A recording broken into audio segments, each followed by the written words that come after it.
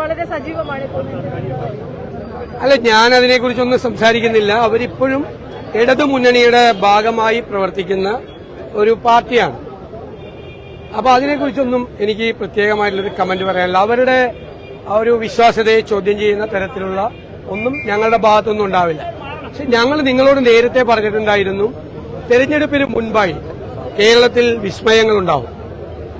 UDFന്റെ പക്കലേക്ക് കക്ഷികളും LDFിലുള്ള കക്ഷികളും NDAയിലുള്ള കക്ഷികളും അല്ലാതെയുള്ള നിഷ്പക്ഷരായിട്ടുള്ള ആളുകളും UDFന്റെ പ്ലാറ്റ്ഫോമിലേക്ക് വരും.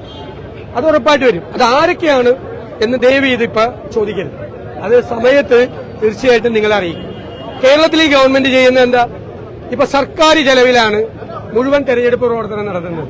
ഈ മുഖ്യമന്ത്രിക്ക് നാണമുണ്ടോ?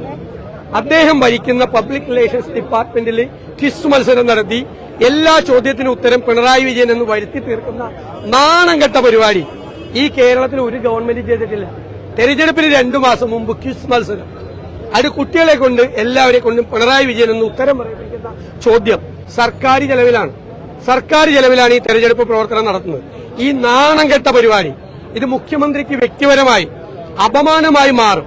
ഞാൻ അദ്ദേഹത്തോട് അപേക്ഷിക്കുന്നു, ഈ പരിപാടി ഡ്രോപ്പ് ചെയ്യണം. നാണക്കേടാണ്, കേരളത്തിന് നാണക്കേടാണ്, കേരളത്തിന്റെ മുഖ്യമന്ത്രിക്ക് അപമാനകരമാണ്.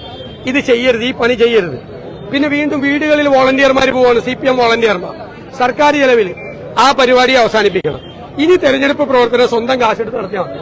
നിങ്ങൾ എന്ത് പ്രവർത്തനം നടത്തുന്നതിലും ഞങ്ങൾക്ക് എതിർപ്പില്ല. സ്വന്തം കാശ് വേണം. സർക്കാരിന്റെ കാശെടുത്ത് ഇതുപോലത്തെ പണി ചെയ്താൽ ഉദ്യോഗസ്ഥന്മാരോടുകൂടി ഞങ്ങൾ പറഞ്ഞേക്കാം, നിങ്ങളെല്ലാം ഉത്തരവാദികളാവും, അക്കൌണ്ടബിൾ ആവും.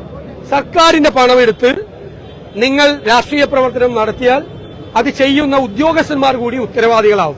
ഞങ്ങൾ ഏതറ്റം വരെ നിയമയുദ്ധം നടത്തിയും ആ പണം സർക്കാരിന്റെ ഖജനാവിൽ നിന്ന് CPM തെരഞ്ഞെടുപ്പ് പ്രവർത്തനം നടത്താൻ വേണ്ടി എടുക്കുന്ന പണം ഞങ്ങൾ തിരിച്ചടപ്പിക്കുക തന്നെ ചെയ്യും. ഒരു സംശയമാണ്.